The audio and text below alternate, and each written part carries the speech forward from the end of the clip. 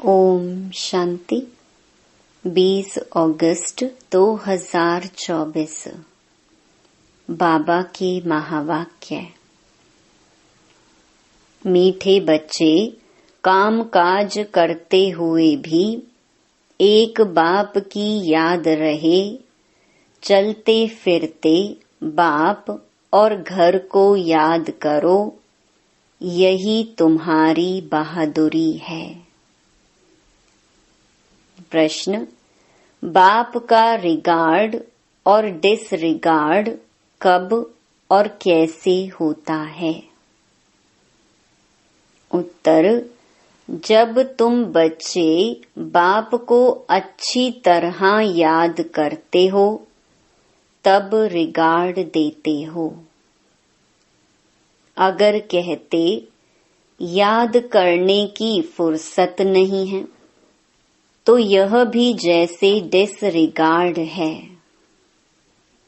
वास्तव में यह बाप का डिसरिगार्ड नहीं करते, यह तो अपना ही डिसरिगार्ड करते हो।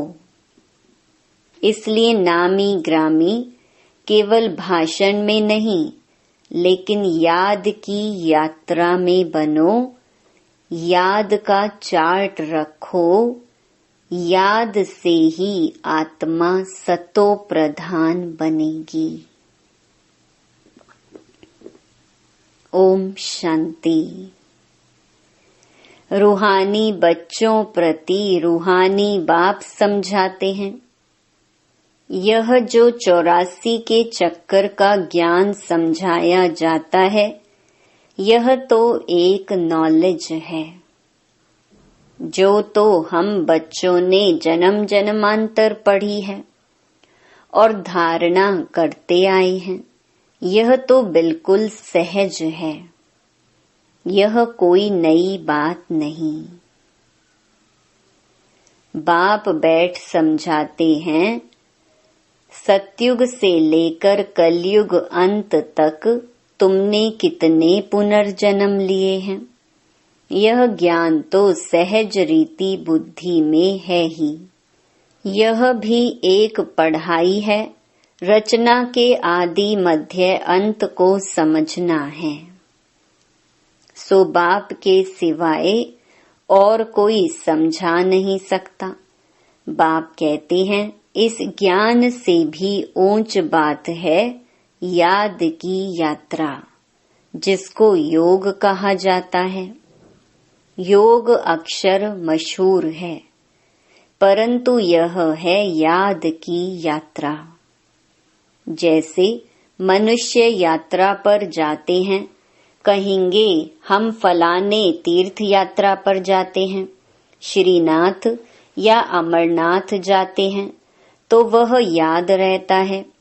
अभी तुम जानते हो, रूहानी बाप तो बड़ी लंबी यात्रा सिखलाते हैं कि मुझे याद करो।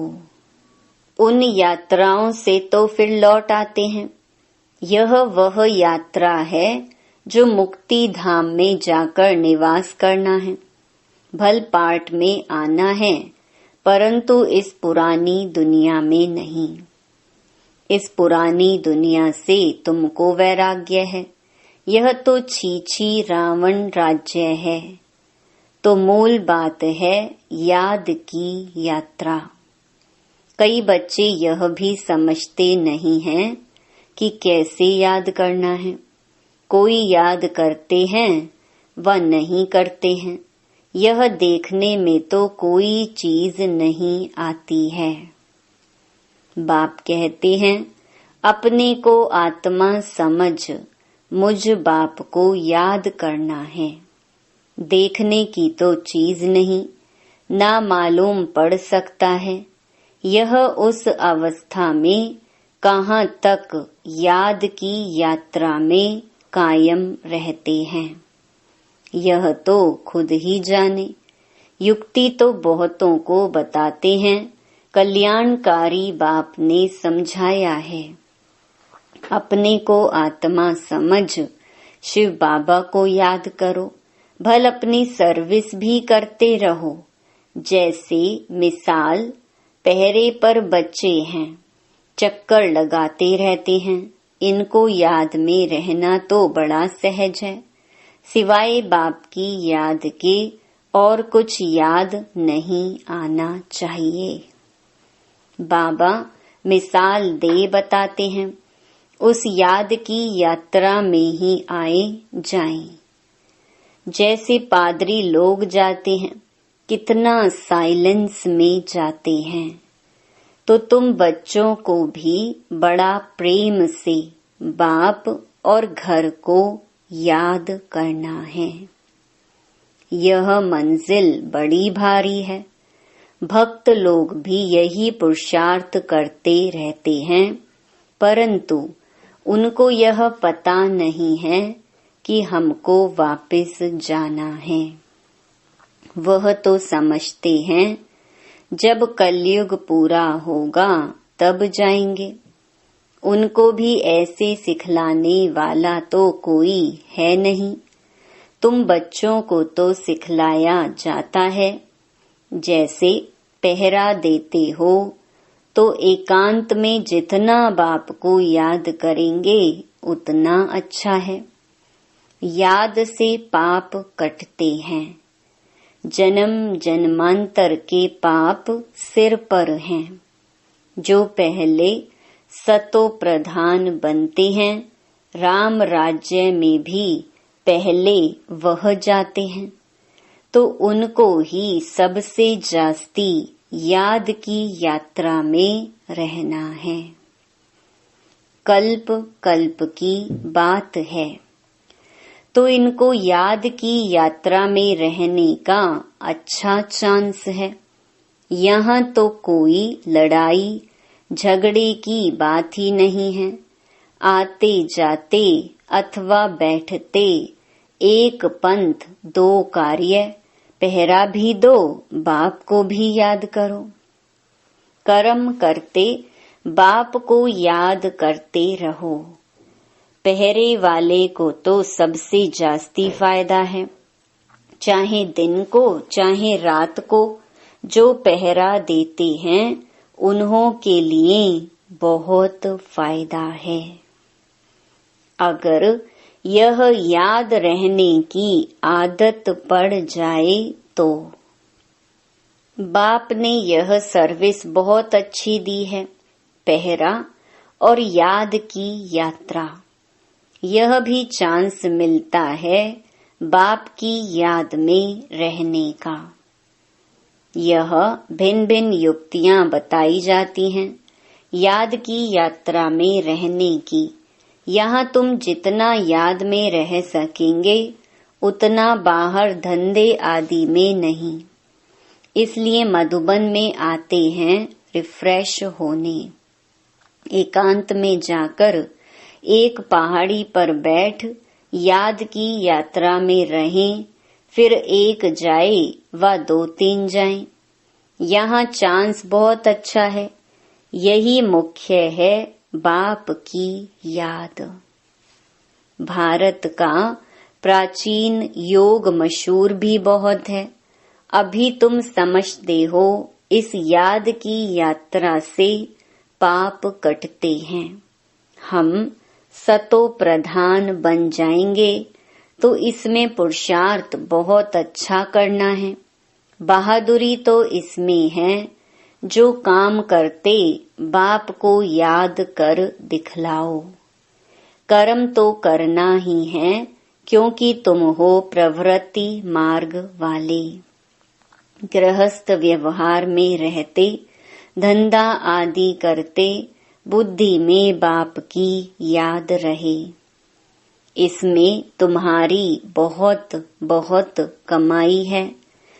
भल अभी कई बच्चों की बुद्धि में नहीं आता है।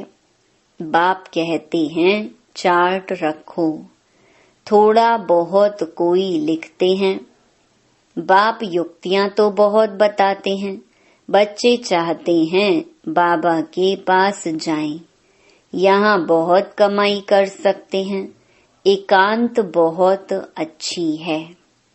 बाप सम्मुख बैठ समझाते हैं, मुझे याद करो तो पाप कट जाएं, क्योंकि जन्म जन्मांतर के पाप सिर पर हैं।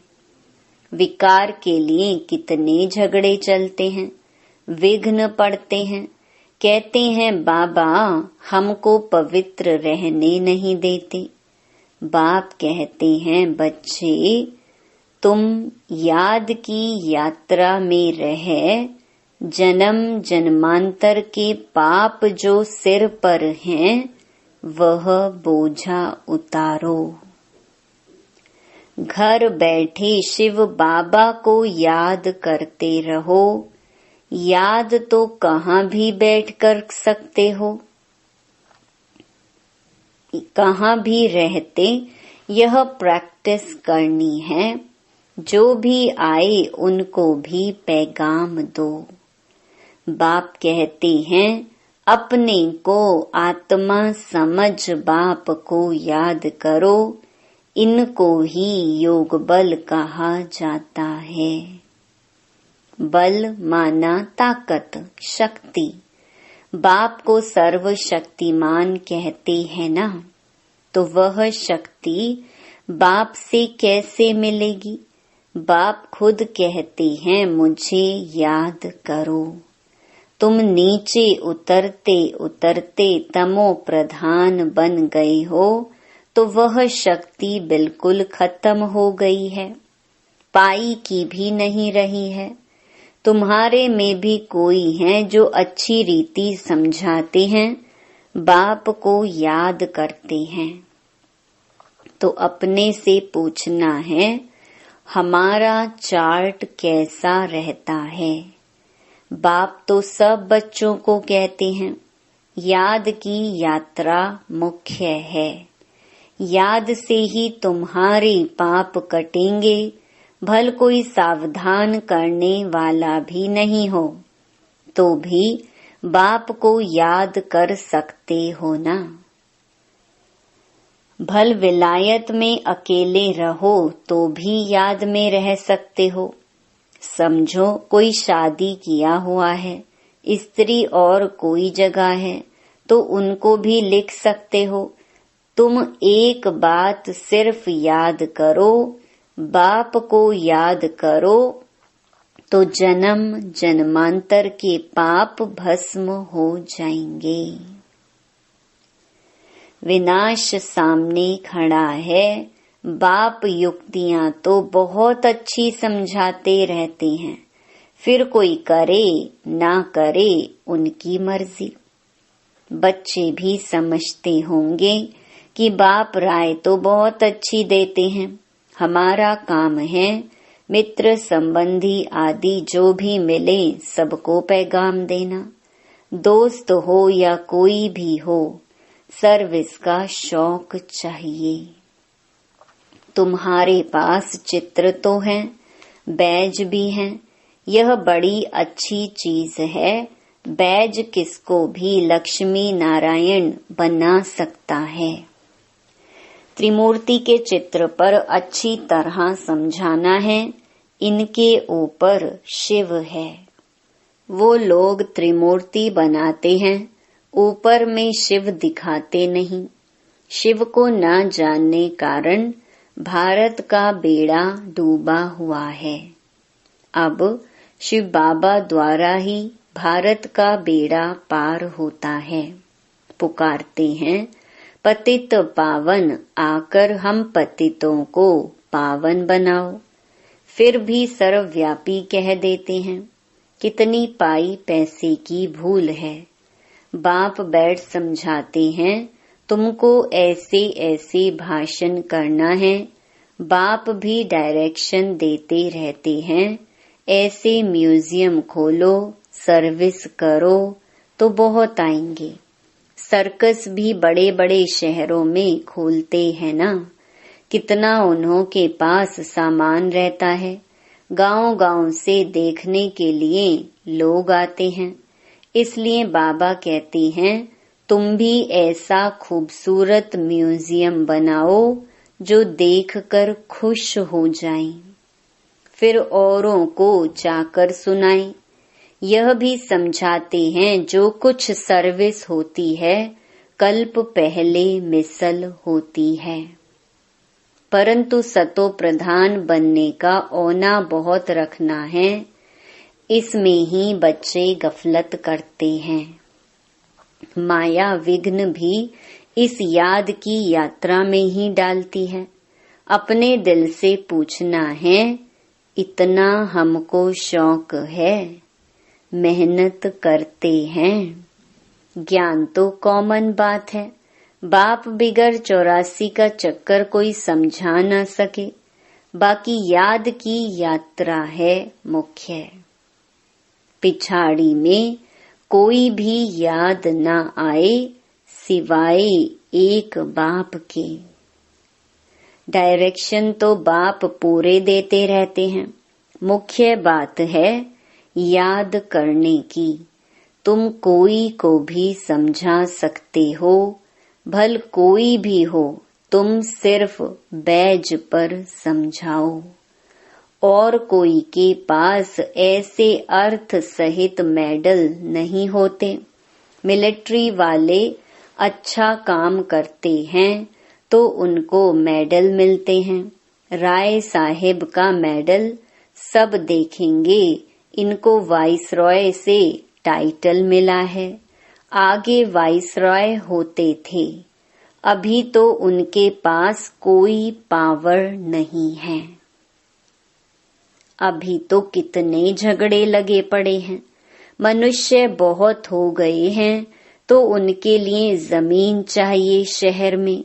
अभी बाबा स्वर्ग की स्थापना कर रहे हैं, इतने सब खलास हो, बाकी कितने थोड़े जाकर रहेंगे।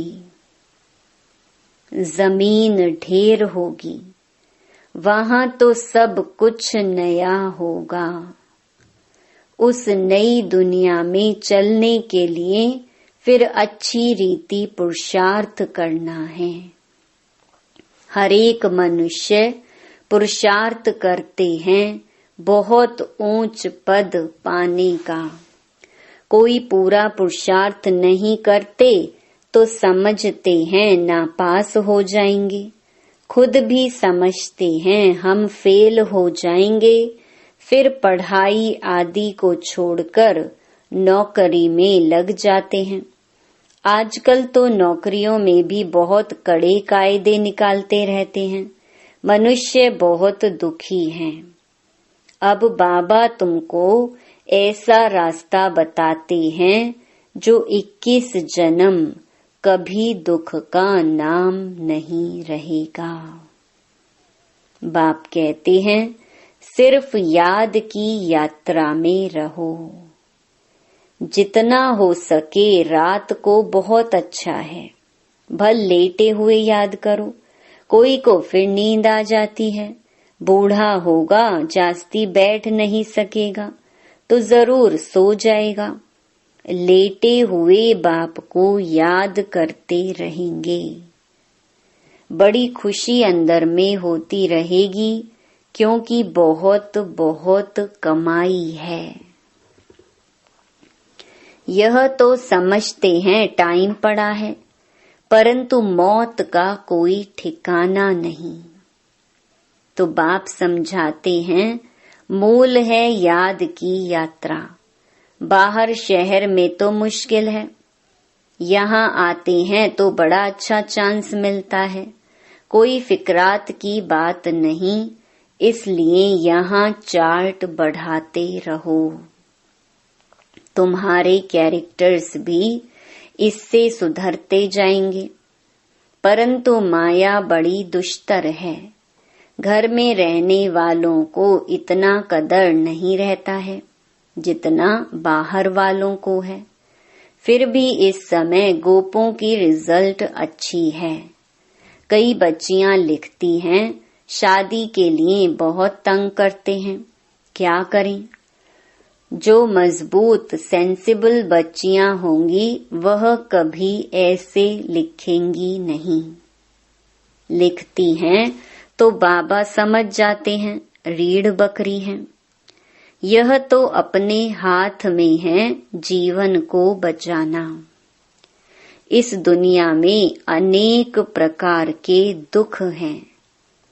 अब बाबा तो सहज बताते हैं, तुम बच्चे तो महान भाग्यशाली हो जो आकर साहिबजादे बने हो। बाप कितना ऊंच बनाते हैं, फिर भी तुम बाप को गाली देते हो, सो भी कच्ची गाली। इतने तमो प्रधान बने हो जो बात मत पूछो। इससे जास्ती और क्या सहन करेंगे। कहते हैं ना, जास्ती तंग करेंगे तो खत्म कर देंगे। तो यह बाप बैठ समझाते हैं। शास्त्रों में तो कहानियां लिख दी हैं। बाबा युक्ति तो बहुत सहज बताते हैं। कर्म करते हुए याद करो, इसमें बहुत बहुत फायदा है। सवेरे आकर याद में बैठो, बहुत मजा आएगा।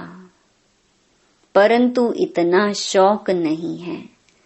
टीचर स्टूडेंट की चलन से समझ जाते हैं, यह फेल हो जाएंगे।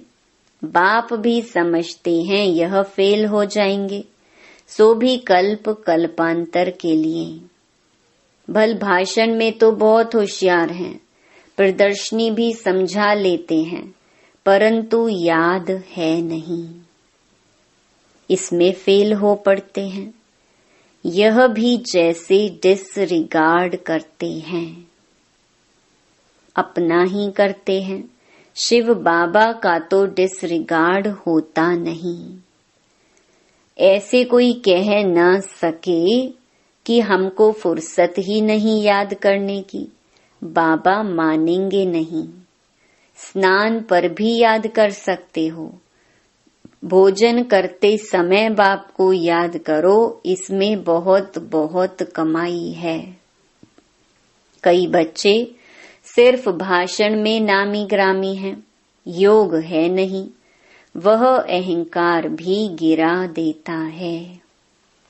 अच्छा, मीठे मीठे सिकिलधे बच्चों प्रति माता पिता बाप दादा का याद प्यार और गुड मॉर्निंग। रूहानी बाप की रूहानी बच्चों को नमस्ते। धारणा के लिए मुख्य सार। पहला, सर्वशक्तिमान बाप से शक्ति लेने के लिए याद का चार्ट बढ़ाना है।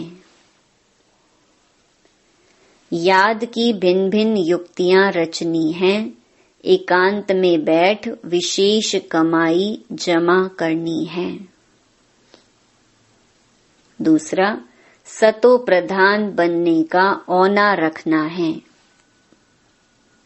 गफलत नहीं करनी है, अहंकार में नहीं आना है। सर्विस का शौक भी रखना है, साथ साथ याद की यात्रा पर भी रहना है। वरदान, सब कुछ बाप हवाले कर, कमल पुष्प समान न्यारे प्यारे रहने वाले डबल लाइट भव। बाप का बनना अर्थात सब बोझ बाप को दे देना। डबल लाइट का अर्थ ही है सब कुछ बाप हवाले करना।